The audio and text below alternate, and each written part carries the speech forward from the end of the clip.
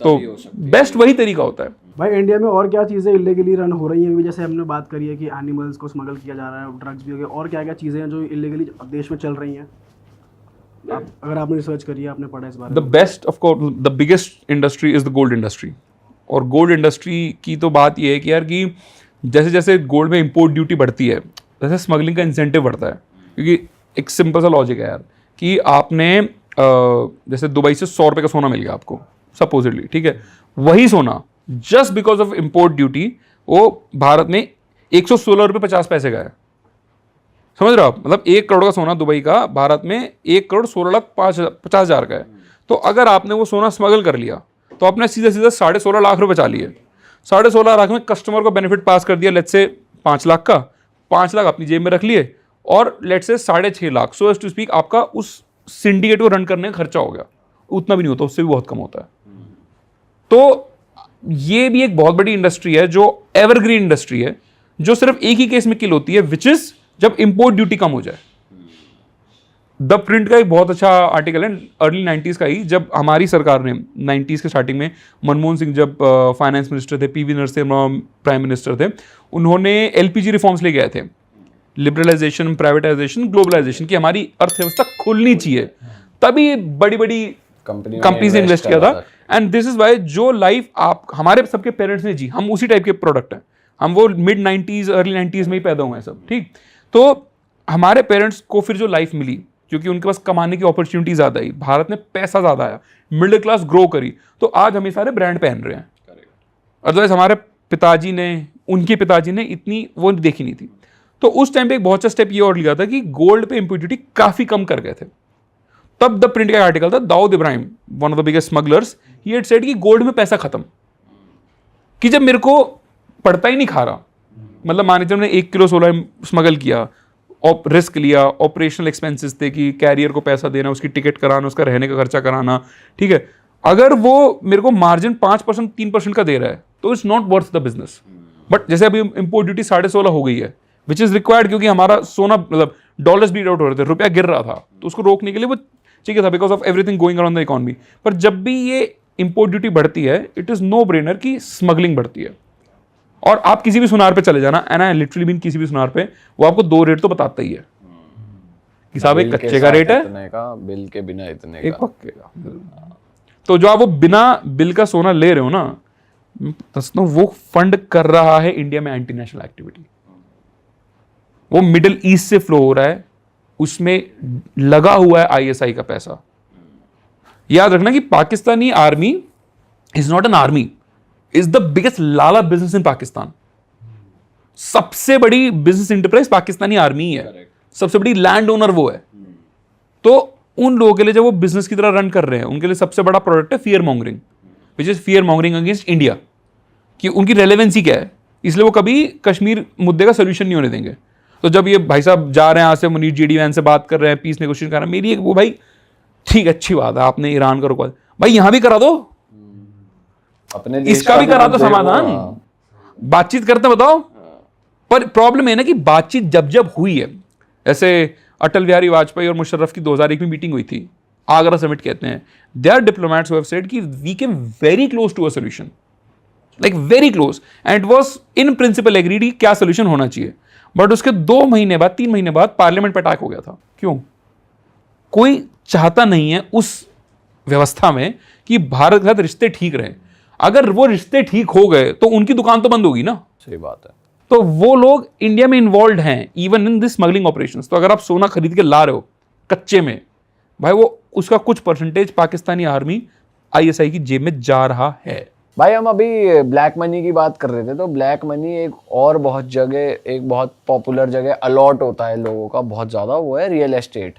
और हम आजकल देख ही रहे हैं एनसीआर में, मतलब हमें तो ज़्यादा यहीं का पता रहता है, तो भाई क्या ही रेट चल रहे हैं भाई, क्या ही प्रोजेक्ट लॉन्च हो रहे हैं, क्या ही रेट पे प्रोजेक्ट लॉन्च हो रहे हैं। तो इतनी कहाँ से, इतने लोगों पे पैसा कहाँ से आ रहा है कि 10-10 करोड़ के फ्लैट बिक रहे हैं भाई, और 100-100 करोड़ गुड़गांव में फ्लैट बिक रहे हैं भाई, क्या हो रहा है ये भाई? एक तो इसमें बहुत अच्छी चीज़ ये है कि it's a lot of FOMO fuelled frenzy, कि जैसे जो कहते हैं ना कि डे 1 पे सोल्ड आउट। जैसे डीएलएफ का अरालियास था, I think if I am not wrong, Aralias था जो उन्होंने लॉन्च किया था 2025 में, 25 में या हाँ 25 में उन्होंने लॉन्च किया था। और ऐसी ट्रम्प टावर भी लॉन्च हुआ था 2025 में। तो उन्होंने ये न्यूज़, उनका क्या होता है, उनका ऑब्जेक्टिव क्या होता है, उनके सेल्स पिच का, कि आज मैंने लॉन्च किया ना तो कल तक, ज़्यादा परसों तक ये अखबार में इश्तिहार चले जाना चाहिए कि सोल्ड आउट। जैसे कोई सिंगर अपने कॉन्सर्ट के टिकट चले जाता है, जो day 0 sold out, starting rate गया 10 करोड़, कितने बोले 3000 यूनिट। भाई कौन है ये, मतलब ऑफ कोर्स दिमाग में आता है कौन है। फिर इसकी एक्चुअल गेम क्या होता है, इसका गेम क्या होता है कि आपको अगर कोई फ्लैट बेचना है, आपको सिर्फ 10% बुकिंग अमाउंट दिखाना है और उसका भी कमिटमेंट। तो मान के चलो कि भाई आप एक प्रॉपर्टी ब्रोकर हो, आप एक प्रॉपर्टी ब्रोकर हो, आपको पता है एप्रिसिएशन है, ठीक है, आप पे हैं लेट्स से 5 करोड़ रुपए, ठीक है, 4 भाई मिल गए, 4 में 20 करोड़ रुपए हो गए। अब मेरे को वो क्या चाहिए, 10 करोड़ की यूनिट चाहिए। 10 करोड़ की यूनिट में 4 लोग मिलकर 2 ही खरीद सकते हैं, नहीं। बट अगर मैं सिर्फ इसका 10% बुकिंग अमाउंट दे दूं, which is how much, 2 crore रुपए, तो मैं 4 जने मिलके 10 फ्लैट ले लेंगे, ठीक है। और उसमें भी ऐसा नहीं है मैं 2 करोड़ रुपए उस वक्त देने थे, ठीक है, या 20 करोड़ 10-20 लाख देने उसका भी एक token amount as a letter of intent, तो वो मैंने दे दिया अगर, तो दैट इज सेटल्ड कि वो ऑन पेपर अपनी शीट में दिखा देंगे for the marketing sold out.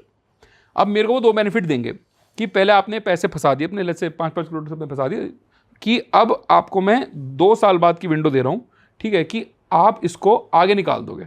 अब ये हाइप चलेगी तो लोग सोचेंगे भाई मैं तो फिर मिस कर गया, फक मैन, कैमिलिया 27 करोड़ में मिल जाता मेरे को, आज वो 150 करोड़ का हो रखा है, ये मेरे को दिख रहा है ये 10 का हो रहा है।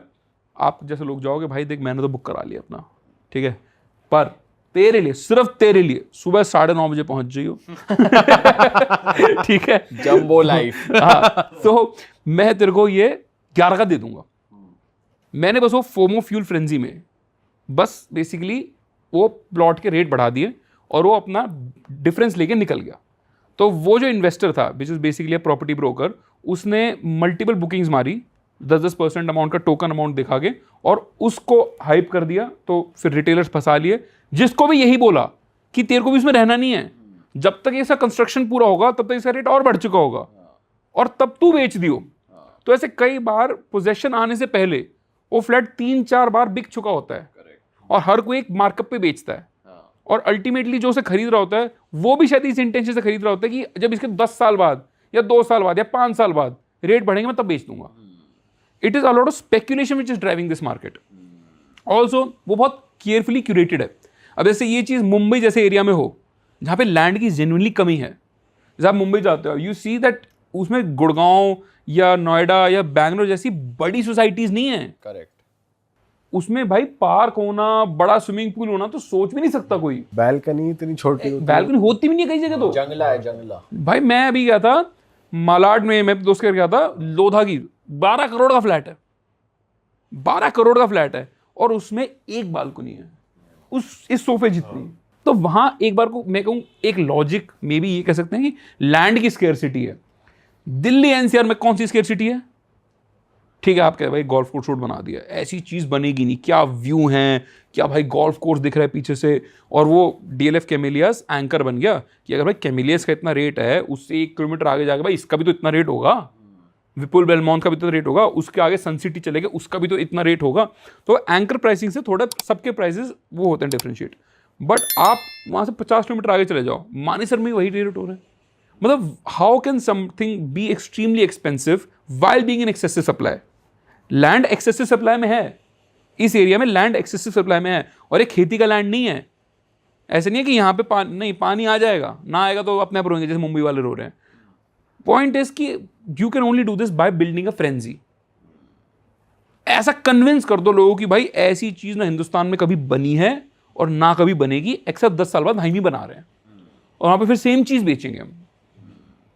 और उसमें जो लोग रहने के लिए खरीदते हैं, लेट्स से, वो तो ऑफ कोर्स होते ही हैं कि भाई मैंने इतना बड़ी ये हाथी बांध लिया, ईएमआई बांध ली just to live in a place, वो तो मेरे स्क्यूड करते हैं। इससे कमर्शियल रियल एस्टेट के भी जो रेट महंगे होते हैं ना, वो आपके आम जिंदगी में भी आते हैं। अरे वाह, आपने ये वीडियो यहाँ तक देख ली भाई, तुमने हमारी मेहनत सफल कर दिया। तुम ही लोग हो असली रियल हिट। और अगर आपको बहुत मजा आ रहा है ऐसी क्लिप्स में, ऐसी वीडियोस में, तो फटाफट जाइए प्लेलिस्ट पे बिंज वॉच कीजिए और सारी वीडियोस देख डालो और मौज काटो। That is it. हम मिलेंगे नए पॉडकास्ट में, नए क्लिप में। Till then bye bye, see you, take care, do subscribe.